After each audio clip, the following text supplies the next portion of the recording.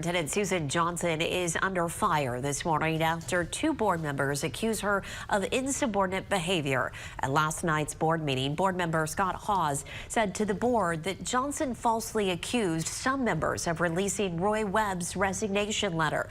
Webb was tapped to be the district's next superintendent, but withdrew his contract last month.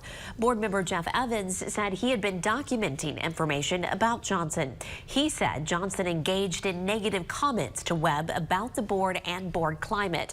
He said he believes this is the main reason Webb withdrew. They also accused her of retaliation. I put my full confidence behind her when we elected to have her service for another year. That was betrayed. As far as Susan Johnson's concerned, I'm a firm believer in her integrity. She does what she has to do to make this our district the best it can be. She heard their other board members say Johnson is acting in the best interest of the district as she's dedicated her life to it. They also questioned the opposing side as to why they did not report any of what was documented sooner.